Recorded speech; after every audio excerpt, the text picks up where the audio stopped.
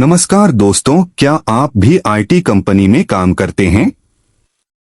जहां आप सुबह घर से निकलते हैं तो सिर्फ काम करने नहीं, सहने जाते हैं बॉस का मूड, टीम की पॉलिटिक्स और उस सिस्टम का बोझ जो कभी इंसान नहीं देखता, सिर्फ नंबर गिनता है। जहां आप मेहनत करते हैं इतनी कि खुद से भी मिलना बंद कर देते हैं, पर जब किसी को आगे बढ़ाना होता है तो देखा जाता है काबिलियत नहीं, कनेक्शन।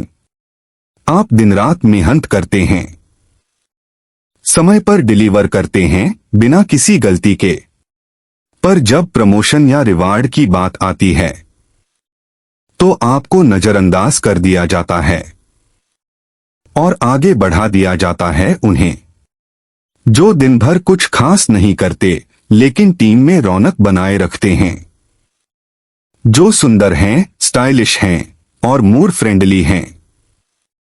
वो ऑफिस पार्टी में मैनेजर के बगल में सेल्फी लेते हैं, टीम मीटिंग में मजाक करते हैं और लंच ब्रेक में ऊंची आवाज में हंसते हैं, बस इसलिए क्योंकि उनकी मौजूदगी अट्रैक्टिव मानी जाती है।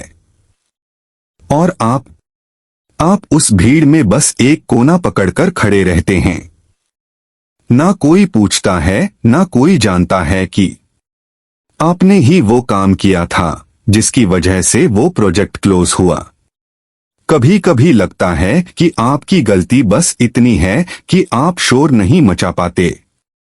आपने काम चुना और उन्हें चमक, और सिस्टम ने चमक को इनाम दिया, काम को नहीं। आपने सोचा कि शायद वक्त बदलेगा, पर वक्त नहीं बदला, बस लोग बदलते गए और आप वहीं के वहीं रह गए।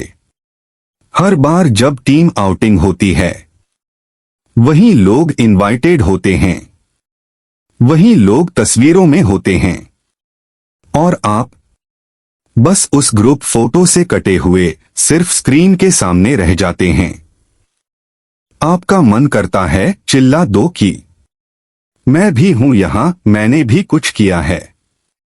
लेकिन ऑफिस की इस दुनिया में आवाज से ज्यादा वाइब्स गिनती हैं, और जब आप वो नहीं दे पाते तो आप बस एक बैकएंड वर्कर बनकर रह जाते हैं। कोई जिक्र नहीं, कोई तालियां नहीं। आपने कई प्रोजेक्ट्स अकेले संभाले, दूसरों की गलतियां भी अपनी पीठ पर लीं। कई रातें ऑफिस में बिताई, पर जब प्रमोशन की लिस्ट आई तो जिन लोगों को आपने ट्रेन किया था, जिन्होंने आपसे काम सीखा था, वो सब आगे निकल गए और आप बस कॉन्फ्रेंस कॉल में बैठकर उन्हें बधाई देते रह गए। क्यों? क्योंकि आप वो नहीं कर पाए जो बाकी कर रहे थे। मैनेजर की हाँ में हाँ, चाय लाकर देना, मीटिंग के बाद उसकी बकवास को इंसाइटफुल कहना और हर गलत फैसले पर भी मुस्कुराकर बोलना, आप सही हैं सर, अरे सर आप तो कमाल हो। और सबसे ज्यादा तकलीफ तब होती है जब वही इंसान जिसे कभी आपने बेसिक चीजें समझाई थीं, आज टीम मीटिंग में आपको ही ज्ञान देता है। ऐसे बोलता है जैसे आप कुछ जानते ही नहीं, क्योंकि अब उसके पास एक पद है और आपके पास सिर्फ अनुभव। कभी आपको भी ऐसा लगा है कि आपकी ईमानदारी ही आपकी सबसे बड़ी कमी बन गई है? आपका मन करता है बस छोड़ दो ये नौकरी, पर फिर अगली लाइन सोचते ही सांस अटक जाती है। जाऊंगा कहां? हर जगह आजकल बिना सिफारिश के ना इंटरव्यू कॉल आता है, ना ईमेल का जवाब। आपने कई बार कोशिश की, रिज्यूमे भेजा, कॉल किया, लिंक्डइन पर लोगों को मैसेज किया, लेकिन कोई जवाब नहीं। कभी कहते हैं आप ओवर क्वालिफाइड हैं, और कई बार कोई कुछ कहता ही नहीं, बस चुप्पी।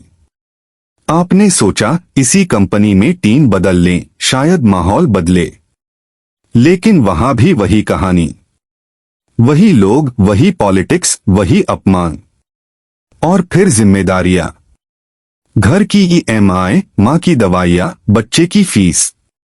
नौकरी छोड़ देना इतना आसान नहीं होता, जब आप सिर्फ अपने लिए नहीं, किसी पूरे घर के लिए जी रहे हों। कभी कभी तो लगता है जैसे जिंदगी ठहर गई है।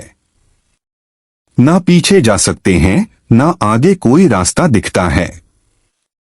आपका मन कई बार रोता है चुपचाप, कभी बाथरूम के शीशे के सामने, कभी ऑफिस की सीढ़ियों पर, कभी रात के अंधेरे में, जब सब सो रहे होते हैं, सिर्फ आप जाग रहे होते हैं, एक अधूरी सांस के साथ। लेकिन फिर भी हर सुबह उठते हैं।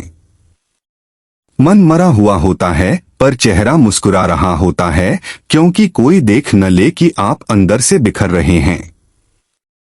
फिर उसी सिस्टम में लौटते हैं जहां आपकी मेहनत आपकी पहचान नहीं बनती। अगर आप भी ये सब महसूस करते हैं तो जान लीजिए, आप अकेले नहीं हैं। आप जैसे लाखों हैं जो हर दिन अपनी चुप्पी में, अपनी मेहनत में और अपने दर्द में डूबे होते हैं, लेकिन दिखाते हैं सिर्फ एक प्रोफेशनल स्माइल। और बस एक बात याद रखिए, जो लोग रेंग कर ऊपर जाते हैं वो ऊंचाई को संभाल नहीं पाते। आप भले आज पीछे हैं, लेकिन आपने अपनी जमीन नहीं छोड़ी है। एक दिन वही जमीन आपकी नींद बनेगी। आप आज नहीं चमके तो क्या हुआ, कल जब चमकोगे तो किसी की रोशनी उधार नहीं लेनी पड़ेगी। बस थोड़ा और सब्र, थोड़ा और वक्त, क्योंकि आपके हिस्से की सुबह अभी बाकी है। और अगर आप सच में चाहते हैं कि इन सब चीजों से ऊपर उठ जाएं, तो एक छोटा सा उपाय जरूर करें। किसी भी शनिवार को अपने मन की सारी बातें, जिन्हें आप किसी से कह नहीं पाए, जो दिल में घुट रही हैं, उन्हें एक छोटे से कागज पर लिख लीजिए। कोई भी दिखावे की भाषा नहीं, बस वही जो आपके दिल में है। फिर वो पर्चा लेकर किसी हनुमान मंदिर जाइए और बिना किसी को बताए चुपचाप हनुमान जी के चरणों में रख आइए। बस एक बात का ध्यान रखें, कोई देख न रहा हो, क्योंकि ये पर्चा दुनिया के लिए नहीं, आपके और उनके बीच की बात है।